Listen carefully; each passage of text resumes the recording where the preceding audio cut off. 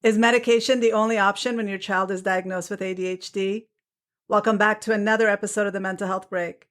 Today's episode features Janice Miles, a registered dietitian and nutritionist, sharing her personal inspirational journey of naturally treating her son after he was diagnosed with attention deficit disorder and oppositional defiance disorder. Hi, I'm Dr. Nafisa Sikandri, a licensed clinical psychologist specializing in anxiety-based disorders.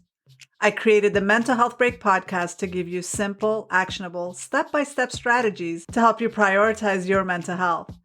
Mental illness can cost you time and money. Ignoring your symptoms will only make the problems worse. Taking time out of your busy day to dedicate to improving your mental health can lead to long-term health and wellness. In this podcast, each week you'll learn tips, tricks, and proven strategies to help you regain control of your life, all while prioritizing your mental health. If you want to improve your life, regain control of your mental health, and feel empowered, you're in the right place. Let's get started. Today's episode is brought to you by the Transforming Anxiety course, an online, self-paced anxiety course to help you manage and control your anxiety from the comfort, privacy, and convenience of your own home. Learn how to transform your anxiety in just 6 short weeks. Course registration is now open. To learn more, visit transforminganxiety.com/course. I am so excited to talk to Janice Miles today, who'll talk to us about the natural solutions for managing ADD symptoms. Let me introduce her briefly before I bring her on. Janice Miles Service is a registered dietitian and nutritionist at a state psychiatric center with specialized training in the areas of mental health and addiction recovery. Janice is also a member of the International Society for Nutritional Psychiatry Research and is dedicated to promoting and bringing awareness to all regarding the relationship between the importance of nutrition and brain health. Much of her experiences and inspirations have sprung up from her work with those in recovery at the Addiction Treatment Center and her personal journey with her son, who was given the label of ADHD with oppositional defiance disorder. Janice witnessed firsthand how food and whole food-based supplementation completely changed the trajectory of her son's life, who is now a college-bound high school graduate with plans to wrestle at the collegiate level. Janice has recently launched a small private practice helping young high school athletes diagnosed with ADD, ADHD to improve focus and athletic performance. Hi, Janice. Thank you so much for joining me today on the Mental Health Break podcast. Thank you for having me, Doctor. Yeah, it's wonderful to speak to you. And I did a little brief introduction about you before we got started. But can you tell me a little bit more about your background as a registered dietitian and nutritionist, and then what got you interested in the field? So yes, I'm a registered dietitian that currently works in a state-run mental health facility. I'm responsible for patients in the chronic inpatient wards as well as the addiction treatment center. Nutrition became an interest to me. It's actually a second career when I realized how it helped me in terms of weight. And I also had a natural interest in biochemistry, and nutrition just seemed to be that a natural progression. I later became interested in nutrition and mental health, which actually wasn't taught when I was attending school or learning about nutrition in school. It was my own personal experience with my own son, my ADHD son. And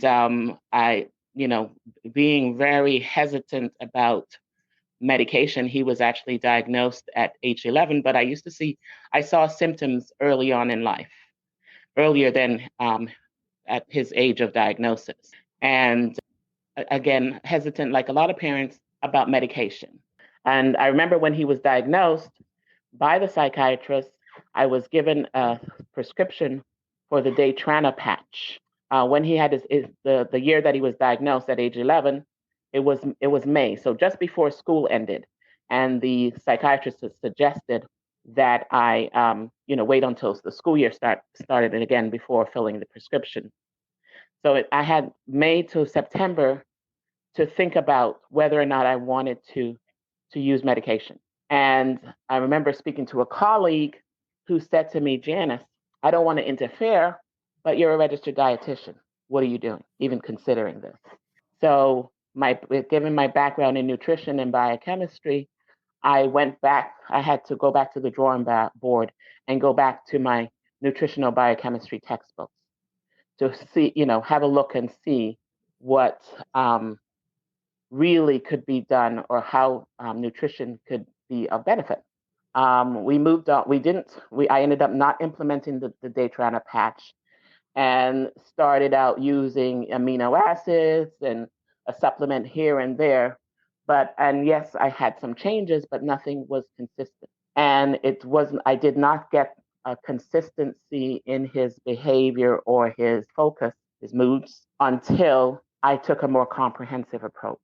That's where the brain gut connection, I started to learn about the brain gut connection and functional medicine, sort of not treating symptoms, even with herbs or supplements, but getting to the root of the issue.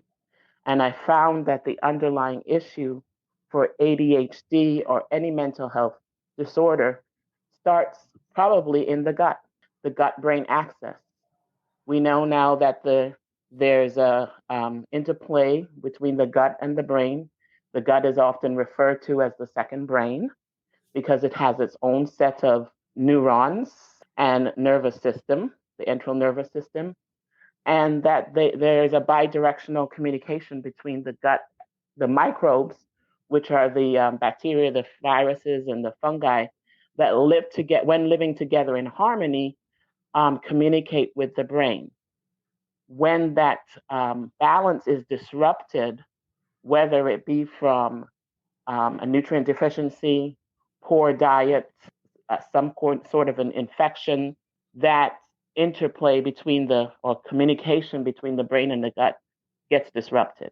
And then you have symptoms like depression, possibly, anxiety, impulsivity, and also when the gut is disrupted, often that coincides with a disruption in blood sugars. When my son was diagnosed, his labs showed a normal A1C.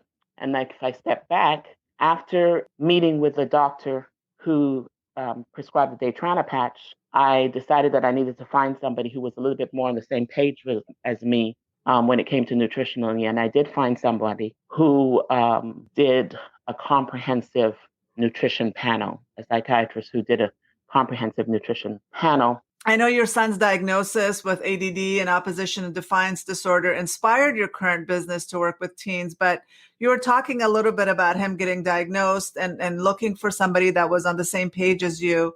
Can you tell me a little bit more about his symptoms that ultimately led to the diagnosis? And then what are the steps that you ended up taking to help him do better? Okay. The symptoms were the phone calls from the school about the constant chatting in school, that he was disruptive in class. He actually had been suspended a couple times from school because of the oppositional defiance, basically. And so my desperation to help my son, who was suffering and getting more and more depressed because he felt like he was disliked. And again, just trying in my desperation, I had to do something differently. And I knew that medication was never going to be the answer. And the reason I knew that is working in the mental health field myself and meeting with the addicts, my patients at the Addiction Treatment Center who were on those stimulants years before, who were on the Adderalls, who were on the Ritalin. And here they are in the Addiction Treatment Center. So I didn't want that to be my son's demise.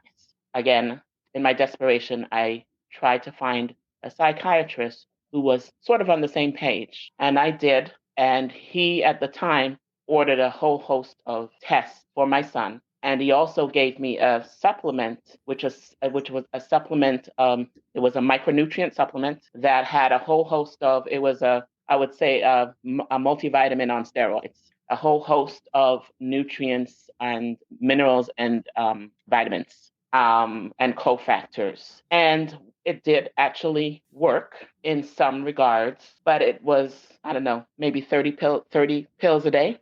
And it was a little expensive. And going back to the labs that he took, he did a B vitamin status, he did the A1C, and he did a fasting insulin.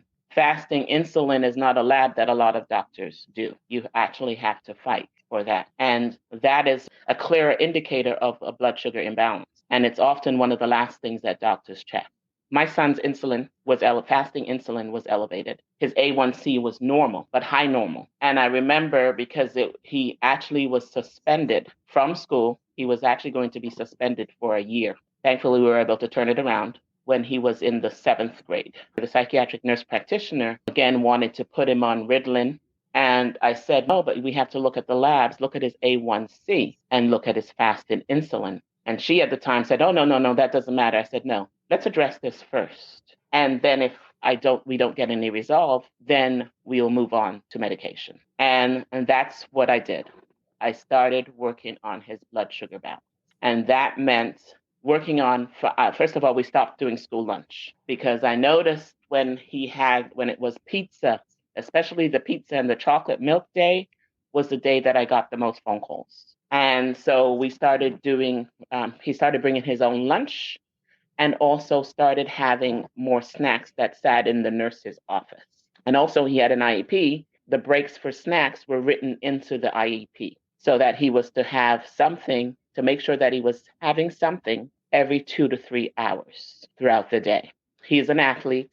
So, and thankfully, I had a great school nurse who helped me out with this situation, as well as, somewhere it was usually a hot lunch, somewhere to heat his lunch up when needed. Does that answer your question? Yes, definitely. A lot of people don't make the connection between school lunches and all the sugary processed foods that their kids are eating and their behavior at school. I mean, I know I directly noticed that with my daughter. Whenever she would have a candy bar or any junk food, she would be bouncing off the walls and she would be more defiant. She would be more disrespectful. And I would beg people, please don't give her this stuff because it made such a huge difference. And I'm glad you noticed Yes, that it because does. a lot of Absolutely. so you did mention the connection between the food, nutrition, and then it affecting his behavior and his ability to focus. So what are the specific snacks and foods that you implemented to make sure that he eats besides, like you cut out the pizza and the chocolate milk? So what was he eating for breakfast? What was he eating for his snacks? And then what about after school? Did you change that as well to make sure he had enough brain power to finish his homework? Yeah. So for breakfast, I made sure he had a high source. He has to have a good source of protein, whether it be eggs, turkey sausages, and he's very picky. These kids are very picky. I noticed with these ADHD type kids. So yes, it was something that was very high protein. So I tell him, and actually now he's an athlete, 25 to 30 grams of protein along with fiber from fruits and vegetables, as well as your healthy fats. So from avocados, from salmon and shrimp, wild caught, and especially the wild caught animals, and whether it be fish or other animal, livestock, whether it be beef, whether it be chicken, animals that are raised in a healthy environment, as well as the fruits and vegetables, and not the sugary fruits and vegetables. I always tell him no fruits on an empty stomach, or no carbs on an empty stomach. So it would be, let me go back, it would be, a high protein breakfast along with fiber, as well as healthy fats, whether it's cooking with the fat or adding the fat. We cut out cereal in the morning. And, which was a little bit of a struggle because we were so used to using boxed cereals. And then he would go to school and try to sneak and have cereals and bagels. But then I knew when I started to get the complaint, that, but he had breakfast. Why is he having an issue? And then the lunch was the same thing. It was something that had high protein, vegetables, and maybe a little bit of rice or a little bit of potatoes. But the focal point was the protein, because these kids, one of the issues with these kids is the lower dopamine levels and the lower serotonin levels. So they need to be able to access the protein that's going to be more bioavailable, and that's going to be from your animal products. Getting it from beans and, number one, the fiber doesn't make it as bioavailable. So they need something that they can access quickly. So yes, so then he would have that. And for after school, it was the same thing. If he had practice in between meals, so when he would go down to the nurse's office in between meals, we would do something like a low sugar yogurt. And he loves Chobani low sugar. They have a low sugar line. I think it's called the Hint of. He loves that. And the Chobani Complete is a new line. It's a drinkable line. They have both the yogurt that you can scoop with a spoon, as well as the drinkable line that has about 25 grams of protein and fiber that he loves, and he'll do in between sports as well as during his day at school when he was in high school. So he would go down to the office. He would have breakfast from home. Then he would have a snack about 2 hours after getting to school. Then he would have his lunch. And then about 2 hours after lunch, he would have another snack. And then at home, if he was going to do sports, he would have another snack before. And it was very important for him to have a snack after, because when you exercise, the blood sugars do drop lower. In order to recover both the blood sugars as well as for muscle recovery, you need something after. I used to tell him within 30 minutes of his practice or match or whatever it is. I like that you removed the cereals. We had to do the same thing. And now I tell my patients, if you're going to have cereal, have it as dessert, because that is not breakfast. It's going to spike up your blood sugar. And I like that you're making that connection between blood sugar and ADD, because a lot of people also don't make that connection, especially with the dopamine levels. We do need that protein to perk up that frontal part of the brain. And so increasing the protein throughout, I say they should have even with their snacks, a good fat, a good protein, and a good carb, right? So that would be like hummus and so I always say, yeah. I always say protein, fiber, and fat every 2 to 3 hours. So whether it be your snack or your meal, protein, fiber, and fat. I like that, the fiber aspect of it instead of the carbs, because a lot of people will just have a lot of bread and pastas instead of having like the carrots and the vegetables, which are full of fiber. So that'll give you the fiber as well as the fat. And so you can get the fat and the protein as well and add that. So some snack ideas: hummus with vegetables, apples with almond butter, peanut butter, right? Those are all, those have the fats. Those have the fats, but I find too, again, with my son, for instance, when he has a wrestling match, the almonds and so on do have the protein, but not enough.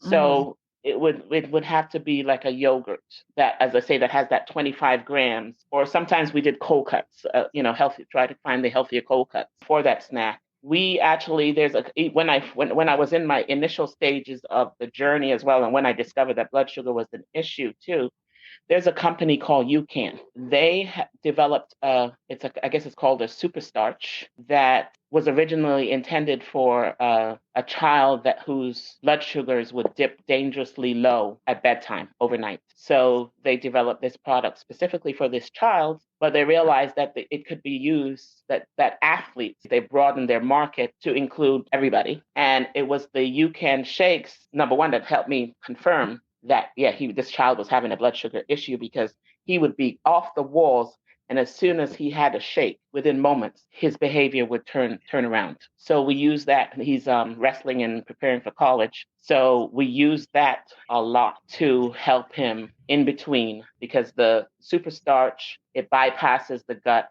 and it doesn't cause the crashes.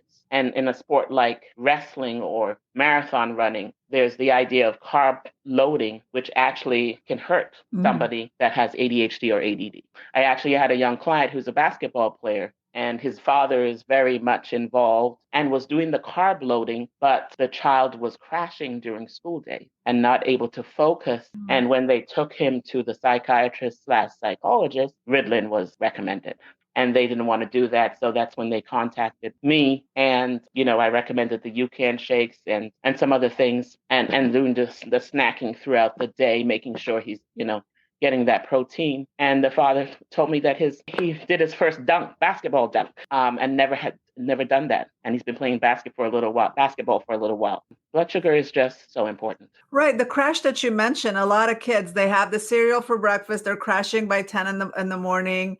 And then they eat the school lunch, and then they're crashing in the afternoon. They come home, they eat the chips and the cookies, and they're crashing. There's not a lot of energy for that frontal lobe to focus on school and get the work done, right? That's correct. Absolutely. Yeah, the prefrontal lobe cortex and blood sugar. There's an article that I often read to my addicts written by somebody who was sort of my mentor, basically talking about decision making and the importance of optimal blood sugars for decision making.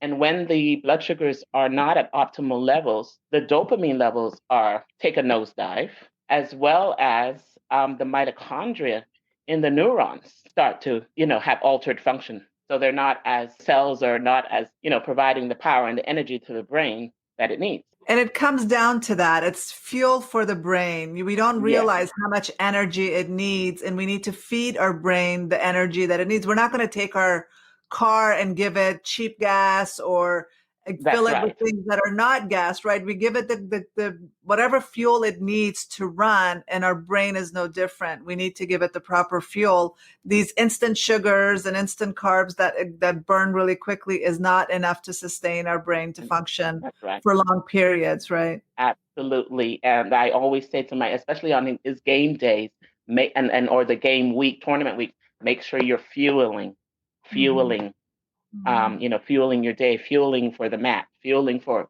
life. Right. He just got a job as a dog handler, and he realizes, oh, wow, I need to be able to focus on these dogs. So I need to have optimal energy and brain function. My daughter, who is finishing up a degree in biology with a minor in psychology, she's taking a child psychology class. She's called me, Mom, I'm working on this project with this professor who claims that diet doesn't work for ADHD or ADD. And actually she got marks, deductions from her grade because she didn't see medication as an intervention. So I said, we'll have to, when your grades are all confirmed, we'll have to send her some research so that for her next class. There is a lot of controversy, and a lot of people get very defensive and very angry, professionals in the field, even when you Mm-hmm. suggest that there are other solutions to mental illness or mental well-being besides pharmaceuticals. And I know that it's a controversial subject, but I'm of the belief that try everything natural first. That's Try right. the lifestyle changes, try the diet, try the exercise, try healing your gut. And then if all of that doesn't work, then you can consider medication. But the sad truth is a lot of people want a quick fix. They want something that's gives them instant results with very little effort and change on their part. And so That's right. that will lead to long-term issues. That's the unfortunate thing we've also been socialized to believe there's a pill for your ill. I know somebody right now who has been sick since he was 11 years old. He's 41 now and still lays on his mom's couch, ordering sushi and ordering fast foods and wondering why he can't get up off the couch. And his psychologist will tell his mom 5% of it is food, the rest is medication. And I said, why, maybe we should reverse that. Maybe it's the 5% factor that is going to be beneficial, that's going to actually help pull him off the couch. Right. Did you say there's a pill for every ill? Yeah, a pill for your ill. That's what we've been socialized to believe. And doing the other work is harder. It takes longer. It does take some effort on your part, but the results are so much better if people actually commit to that, the effort that it requires. So amazing, because so I'll tell you, my son was suspended. He was on that list, that bad boy list, and he left school being so respected. We were talking about this the other day. You were so respected by not only his peers, but his teachers. And I said, what a tragedy it would have been just to do the quick fix, the medication, and not really correct what was going on underneath. I had the same thing. I had a patient that was on the way to being in the emotionally disabled classroom. She was getting suspended constantly. She was considered oppositional because she refused to do the work. And when we started implementing a lifestyle change, took the sugar, she was so addicted to sugar, took the sugar out of her diet, cleaned up her diet, and she committed to eating really healthy foods. By the end of it, not only was she getting the respect of her teacher, and her teacher was asking, what are you doing so I can tell other parents? But she was also recommended for Student of the Month. And that was such a proud moment because the family had no idea that they were contributing to her problems unwillingly. I mean, if they knew, like Maya Angelou said, when you know better, you do better, right? Better. If they knew that what they were doing was making their child sick, they would have intervened a long time ago. But a lot of times people don't know what's going on. Just like you didn't even realize that what you were probably doing was contributing to your son's illness by allowing him to eat the school lunches, by not even paying attention to the blood sugar issues. Once you figured that out, you corrected it, and that made all the difference. Made all the difference. Yeah. And correcting whatever nutrient imbalances. And I use a lot of whole food based supplements. And by that, I mean beef liver capsules. Beef liver is such a rich source of zinc, rich source of iron, rich source of B12, all nutrients that the brain needs. But it's all the beauty of the beef liver is it's in a natural form. So it's not a supplement that's made in the lab because individual nutrients don't behave by themselves. They interact in food.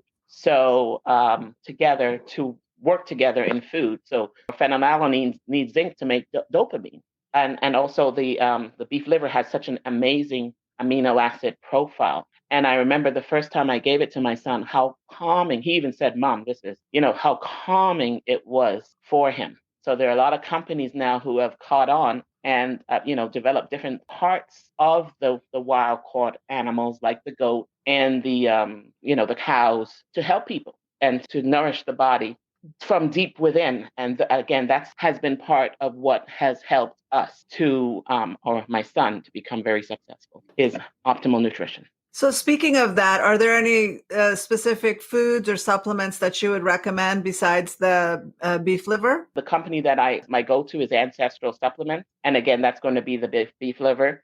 But of course, there are other things that you can use if you're not animal-based, plant-based nutrients like turmeric, which is a great anti-inflammatory. I do like Microbiome Labs, for they have an excellent probiotic and prebiotic to help with the gut healing, as well as their prebiotic stimulates a strain of bacteria that's known to balance blood sugars. And they also have a great vitamin K that helps with brain function, athletic function, as well as mitochondrial function. Yeah, so I like Microbiome Labs. I love them.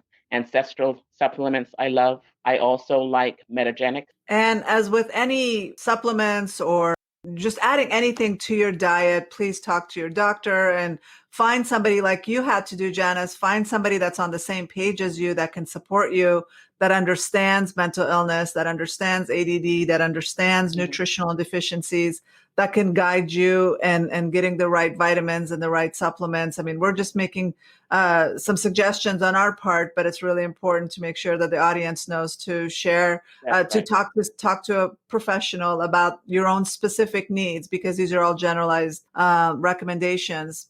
And so somebody that understands your specific needs and your specific situation can guide you in a better way. Mm-hmm. So knowing what you know now, what advice do you have for parents of young children struggling with behavior issues? Take a look at the diet. Take a look at the diet. One of the things that, because I am in a couple of the mothers of ADHD groups, I always tell them the brain needs a healthy gut, a healthy pancreas, healthy adrenal glands, healthy liver to function properly, to function at optimal levels. So if the diet is not nourishing to those organs, glands, poor impulse control, hyperactivity often comes probably about 2 hours or so after a sugary meal. So take a look at the sugar in your child's diet. Make sure there's adequate protein. Make sure they're having something that has protein, fiber, and fat every 2 to 3 hours to support healthy blood sugar balance and brain function. Great advice. Yes, I totally agree with all that. So where can people find you and connect with you and maybe reach out to you if they have questions or want to even work with you? Okay. At the moment, I don't have my web pages in progress, but they can email me at jmilesnourishinghealthyminds@gmail.com. Are you on social media at all? Yes, I'm on LinkedIn. They can also contact me there. If they need to see me now, I do see people via telehealth, via HIPAA compliance, electronic health record. So I can definitely see you now. Well, thank you so much for taking the time and being here and sharing your experience with helping your son overcome his ADD struggles and all that you've learned in the process. That was really valuable information. Thank you. And thank you for having me. It was a pleasure sharing. That was such an inspirational conversation with Janice. She never gave up on her son and continued to focus on the root cause of his symptoms. She invested in her son's mental and physical health, and her efforts paid off. Her son went from being suspended regularly and on the verge of being kicked out of school to ending up gaining the respect of his peers and teachers by the time he graduated high school. As always, keep in mind that the information shared in this episode is for educational use only, and you should always consult a trained medical or mental health professional prior to implementing any supplements to your diet. To learn more about Janice, please visit transforminganxiety.com/31. If you're enjoying the Mental Health Break podcast, please don't forget to subscribe so you'll always know when there's a new episode. If you're listening on Apple Podcast, be sure to give us a review or a 5-star rating, since that'll help others find the podcast. I can't wait to see you here next week. Same time, same place. Bye for now.